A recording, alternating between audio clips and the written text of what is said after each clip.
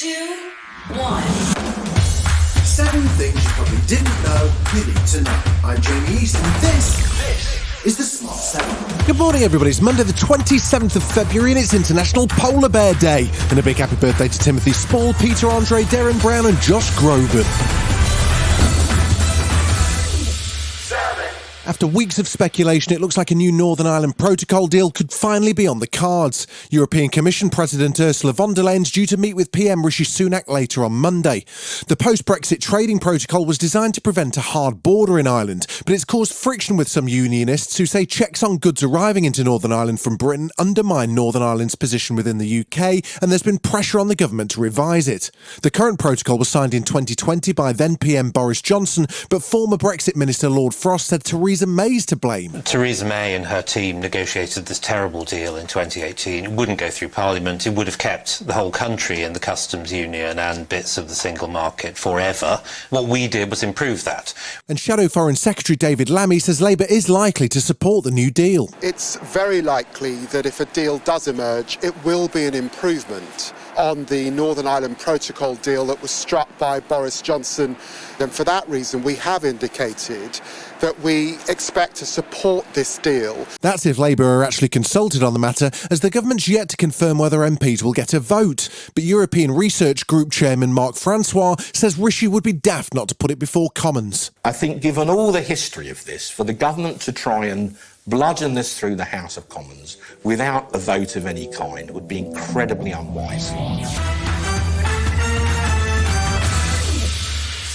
Deputy PM Dominic Raab was doing the television rounds this weekend. He was grilled on Brexit, transgender prison policy and the bullying scandal. An independent investigation was launched into the Deputy PM and Justice Secretary late last year after 2 members of staff accused him of bullying, and it's thought that more than 20 civil servants have now made formal complaints against him. Dominic's always denied the claims, but speaking to Sky's Sophie Ridge, he insisted he'll resign from government if the allegations are upheld. I'm not going to start speculating on what the outcome might be. Of course, look, if an allegation of bullying is upheld, I would resign. Dave Penman, General Secretary of the FDA union, which represents civil servants, says they're smart enough to recognise the difference between high standards and harassment. They understand those pressures, and they also know the difference between a minister that's respectful of their professional opinion and their role as a civil servant and a bully. US President Joe Biden has warned that his country will respond if China provides Russia with lethal military aid for their war on Ukraine, something which Beijing has so far denied. But head of the CIA, William Burns, says it's a definite possibility. Well, we're confident that the Chinese leadership is considering the provision of lethal equipment. We also don't see that a final decision has been made yet, and we don't see evidence of actual shipments of lethal equipment. Meanwhile, Russian President Vladimir Putin's been making headlines with claims that the West is planning to destroy Russia. In an interview with Russian state media on Sunday, he alluded to NATO's nuclear threat. He also came up with a bizarre theory about the West wanting to break Russia up into smaller states, a plot he claims has been going on since the Soviet Union fell. They have one goal, to scatter the former Soviet Union and its main part, the Russian Federation, and then maybe they will accept us into the so-called family of civilized nations.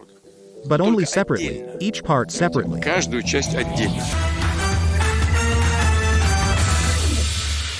US Senator and former presidential candidate Bernie Sanders made a surprise showing on Sky News on Sunday. Appearing on Sophie Ridge's morning show, he gave his view on Scottish independence. He thinks the Scots should be able to leave if they want to, and urged the UK government to protect the NHS.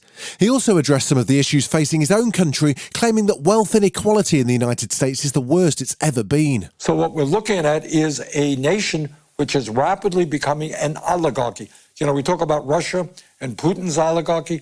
Well, in the United States, we have an oligarchy as well, that a small number of people have much too much wealth, much too much economic and political power. Still to come on the Smart 7, Man United are back on top and Hugh Jackman's got an offer for King Charles. Right after this.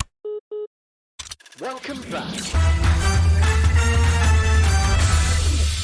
3, Sunday saw Man United face Newcastle in the Carabao Cup final. Both teams had waited a long time to pick up a trophy, but on the day, Man United wanted it more and came away 2-0 winners. Manager Erik ten Hag was delighted to see the 6-year-old Trafford Trophy drought end and felt this can act as inspiration for their other 3 competitions this season. You get a lot of inspiration of this, but also more confidence that we can do it. And I think we are still in a start to restore Man United there where it belongs, and that is to winning trophies. And yeah, this is the first one. X-Men star Hugh Jackman sat down with Sky News this weekend to promote his latest film, The Son, which premiered earlier this month. He stars as Peter, the father of a depressed teenage boy, and Hugh admitted that working on the films changed his relationship with his own children. He also spoke about his love for the royal family and ended up issuing the new king with an unexpected invitation when talking about the next Deadpool movie. I have trepidation in that I have many, many hours every day with Ryan Reynolds. That's going to be a real mental health stretch for me. But I don't know, maybe we'll get King Charles in there to do a cameo. What do you think, Your Majesty? Little cameo? You're welcome to punch Ryan Reynolds as many times as you like, Your Majesty.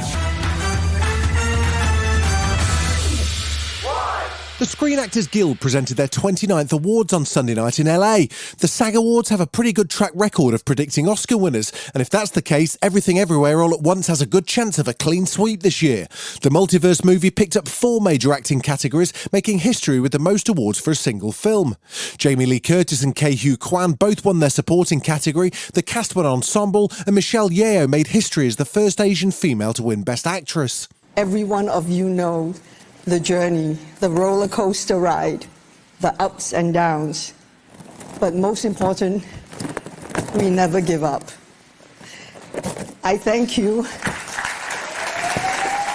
Brendan Fraser won Best Male Actor, beating Colin Farrell and Austin Butler, and the Banshee crew didn't have a great night, having to settle for an Only Murders in the Building parody of their movie as their only moment on screen. Hey guys, what's up? Steve doesn't want to be my friend, and he's threatening to cut off his second fingers. So, no more banjo? Oh. This has been The Smart 7. Wherever you're listening, do us a favour and hit the follow button. We'll be back tomorrow at 7 a.m. Have a great day. Written, produced and published by Daft Doris.